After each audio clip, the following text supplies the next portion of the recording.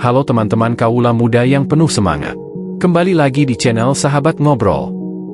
Seringkali di antara kita merasa waktu seperti berlalu begitu saja dengan cepat, dan entah kemana waktu yang seharusnya digunakan untuk hal produktif berakhir. Tenang saja, kalian bukanlah satu-satunya yang merasakan hal itu. Di antara kita pasti pernah merasakan hal yang sama dan kesulitan dalam mengatur waktu.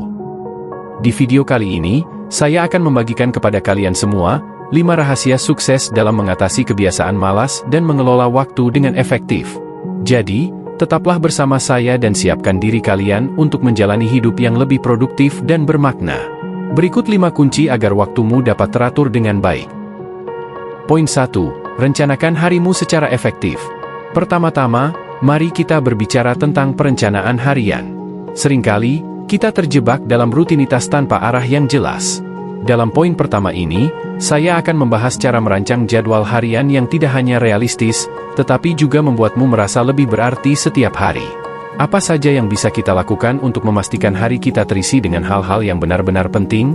Beberapa hal yang bisa kalian lakukan di antaranya, membuat jadwal harian yang realistis, menetapkan hal yang prioritas, memperhatikan waktu istirahat dan lakukan semua itu dengan konsisten yang mana dengan memahami dan menerapkan prinsip-prinsip perencanaan hari yang efektif ini, kita dapat mengalami perubahan signifikan dalam cara kita menghabiskan waktu. Poin 2. Terapkan teknik Pomodoro untuk menaklukkan prokrastinasi.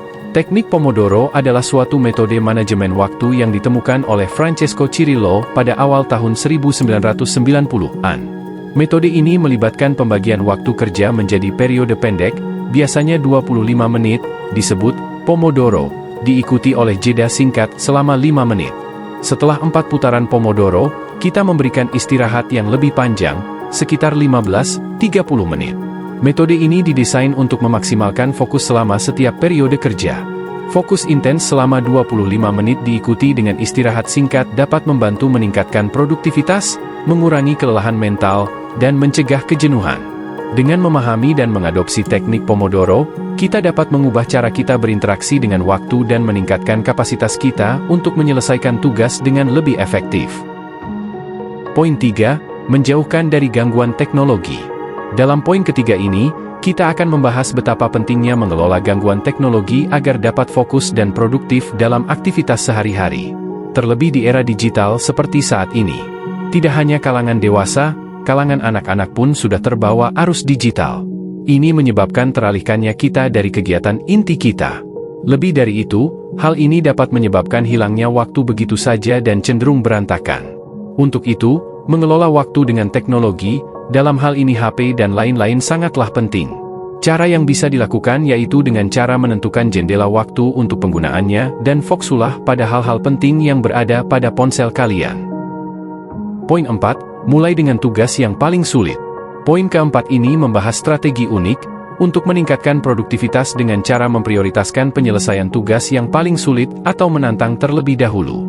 Ini bukan hanya tentang menyelesaikan tugas yang sulit, tetapi juga membangun momentum positif yang dapat membawa kita melalui tugas-tugas lainnya.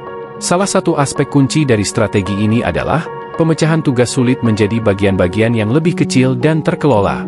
Dengan memahami dan menerapkan konsep, mulai dengan tugas yang paling sulit, kita dapat mengubah paradigma kita terhadap pekerjaan dan menemukan bahwa tugas-tugas yang sulit sebenarnya dapat menjadi pintu gerbang menuju tingkat produktivitas yang lebih tinggi. Poin 5. Berikan reward untuk diri sendiri. Pada poin terakhir ini, yang tak kalah penting adalah memberikan reward atau penghargaan kepada diri sendiri setelah menyelesaikan tugas atau mencapai tujuan tertentu. Konsep ini bukan hanya tentang bekerja keras, tetapi juga tentang memberikan dorongan positif dan memotivasi diri sendiri untuk terus maju. Melalui pemahaman dan penerapan konsep memberikan reward kepada diri sendiri, kita dapat menciptakan siklus positif di dalam kehidupan sehari-hari. Ini bukan hanya tentang memberikan penghargaan atas pencapaian besar, tetapi juga mengakui usaha kecil dan menjadikannya sebagai pendorong motivasi. Terima kasih telah menemani kami dalam petualangan mengungkap rahasia mengatur waktu khusus untuk para pemalas. Kami harap informasi dan kiat yang kami bagikan hari ini dapat menjadi pencerahan dalam menjalani kehidupan sehari-hari yang lebih teratur dan produktif. Jika kalian menemukan nilai dalam video ini, jangan ragu untuk memberikan like dan tekan tombol subscribe agar tidak ketinggalan informasi seputar pengembangan diri dan manajemen waktu. Jika kalian memiliki pertanyaan atau ingin berbagi pengalaman, jangan sungkan untuk menulisnya di bagian komentar di bawah. Ingatlah, mengatasi kecenderungan malas dalam mengatur waktu bukanlah tantangan yang tidak dapat diatasi.